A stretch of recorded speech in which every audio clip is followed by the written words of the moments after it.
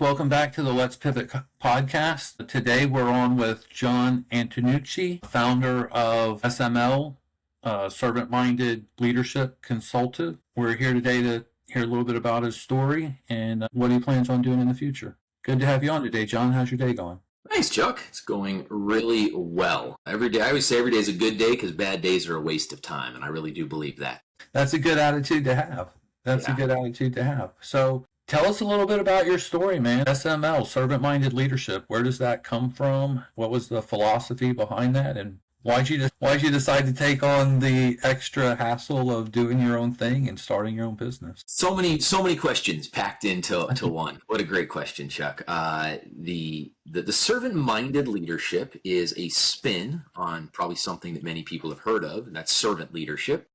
It's not unique to me. I think the first kind of big popularization of servant leadership came in an essay that Robert Greenlee wrote back in 1973 called The Leader as a Servant, but it's been modeled for thousands of years, so it's not a new idea. We added the word minded into the traditional servant leadership, not because adding a word is mystical or is going to revolutionize anything, but because servant leadership as a concept, I think unintentionally has, I'm going to say it's gotten hijacked. And I don't think anybody did it maliciously. I don't think anybody tried to hijack it. I think what happened is well-meaning companies with a desire to share the message of servant leadership, and you might think of the John Maxwells, the Stephen Coveys, the Carnegies, these organizations that were honestly, they were doing really good things. There's nothing wrong with that. They had the unenviable burden, the same one any business does, and that is to prove the return on the investment. If we're going to pay you X number of dollars to come into our company, what is that return going to be? And that's a perfectly acceptable conversation at, say, the CFO level, because the CFO's job is to think about return on investment. But I think what accidentally happened is that conversation of ROI trickled its way down, and it became or maybe I should say infiltrated. It may not have become the primary, but it infiltrated the overall concept. And what it became was, if I will treat my employees well, then they will produce more. They will be more engaged. There will be less turnover. All absolutely true things. But the minute it became about those things, it's no longer servant leadership. It's transactional leadership. It's a quid pro quo. It's if I do this for you, now you owe me. And it comes out in little ways, right? You may hear somebody who says, oh, I'm absolutely a servant leader. I believe in taking care of my team. And then the minute one of those team members say quits, it's like, I did everything for them. How could they do this to me? And what there were was strings attached. Right. And so what we have really tried to do is just inject the mindedness into it and understand that when we are mindful of the opportunity that we have as leaders, it can replace that you owe me mentality with the understanding that as a leader, 100%, I am making an impact. No doubts. The only question that still exists is whether that impact is positive or negative. And as a company, we really strive to help those leaders make it a positive impact instead of a negative one, because we are all having an impact. So that's kind of the philosophy behind it. Everything else becomes strategic.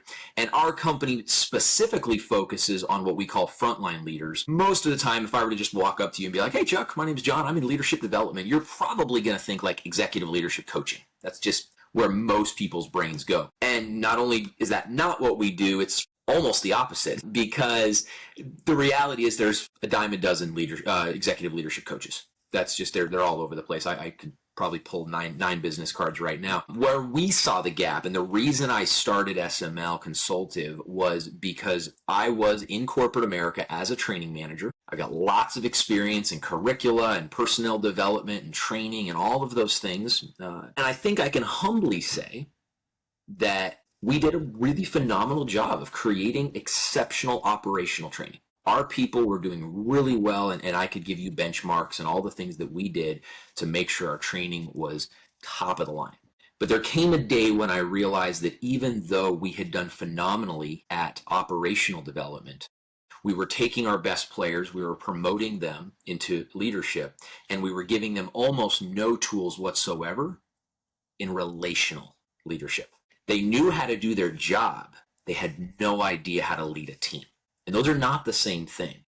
And so the company was born out of a need within that organization that we set out to solve internally. And as we did so, we recognized that it wasn't just our problem, it was a problem.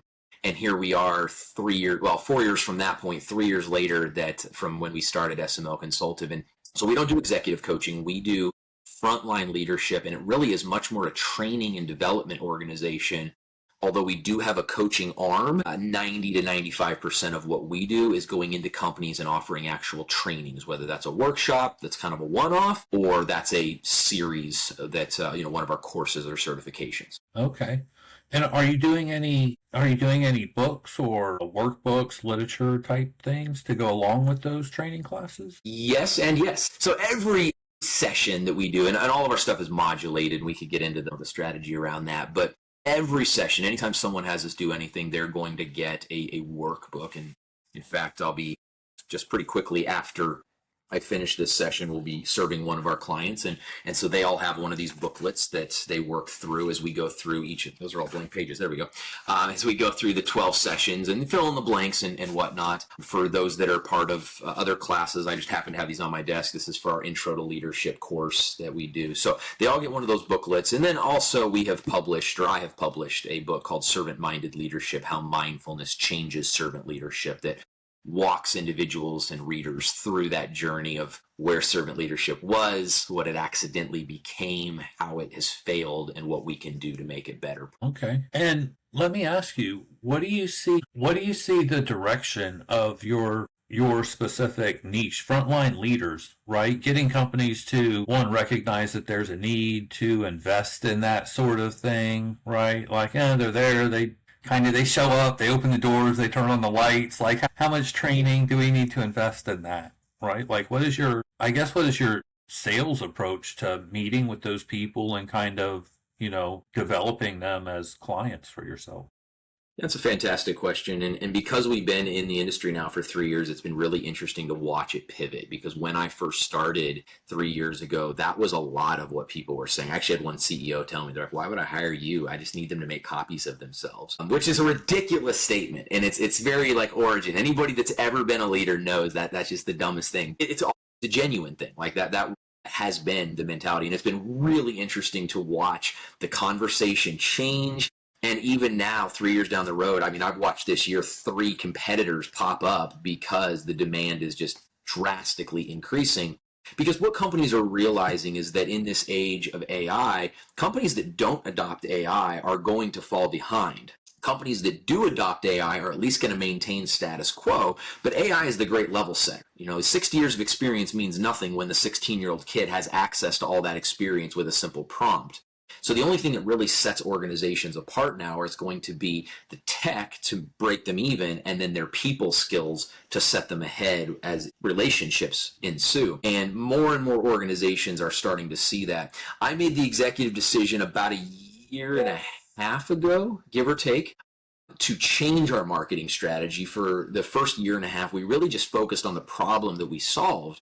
And what I noticed was that there were a number of other organizations and platforms and things that were claiming to solve that same problem. Whether they do or don't, we don't have to get into, but they were doing it in a different way, definitely. And a lot of them were platforms, right? So every HR management system was saying, hey, we have training in our platform, or every benefit solution provider would be like, hey, our benefits are going to help you keep your people and keep them engaged and all that. And so in the world of HR, which is really, we're HR adjacent, I say, the conversation is always someone saying, hey, we're going to get you good people, we're going to keep you good people, whatever.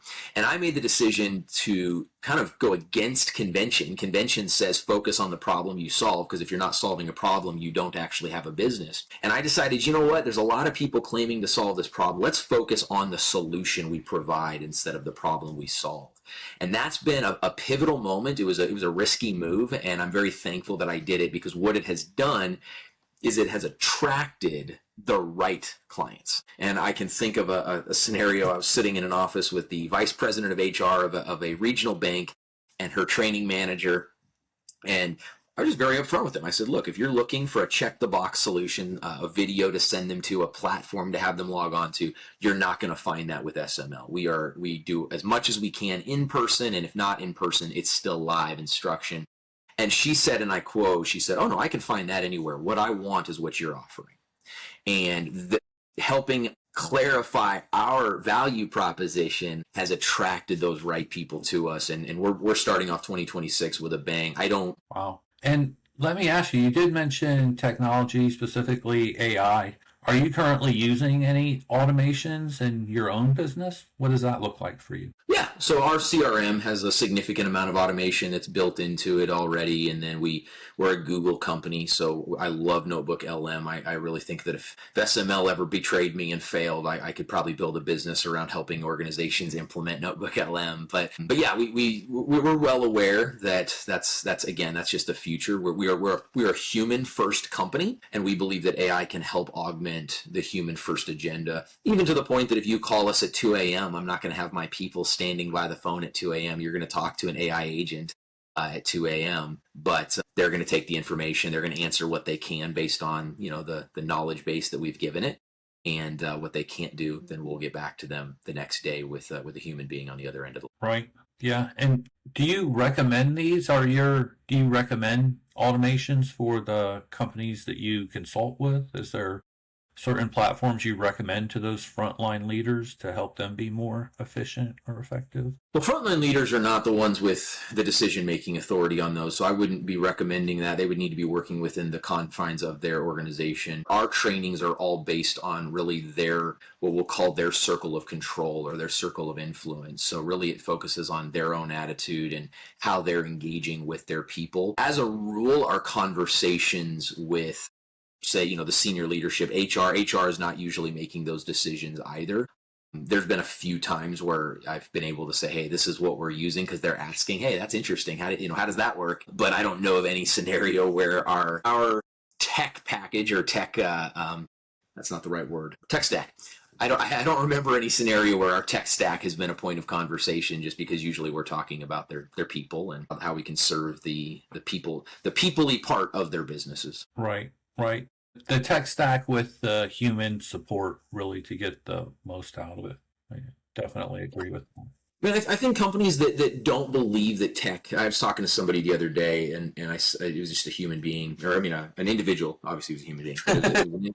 It was an individual. It wasn't a professional conversation. It was just an individual I was having a conversation with. And I made the statement. I said, there are people that, just like back in the early 90s said the internet was a fad, believe that AI is a fad. And unfortunately, those individuals are going to get left behind. They're going to simply not be able to keep up with the rest of the world, just like anybody who refused to use the internet.